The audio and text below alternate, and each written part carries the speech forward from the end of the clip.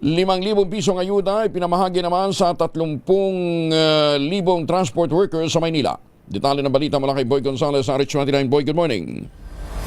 Good morning, Kuya Angel. Itinagda ng Pamahalaan ng Lungsod ng Maynila ang Marso 24 hanggang 28, 2026 para sa pagpapatuloy ng pamahagi ng cash relief assistance sa mga transport group na direktang naapektuhan ng patuloy na pagtaas ng presyo ng langis dahil sa kaguluhan sa gitnang silangan.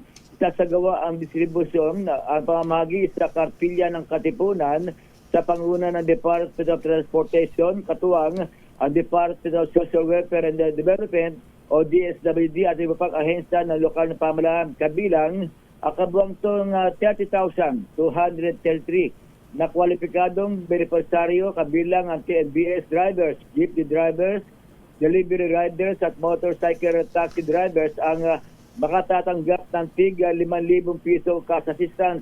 Ayon kay MTPP Director Dennis Biahe, inaanyahan ng mga benepisaryo na sundin ang tinakdang schedule upang matiyak ang maayos at mabilis na pamahagi. Pinaalalahanan din ng MTPB ang mga driver na iwasan ang pagdala ng sasakyan.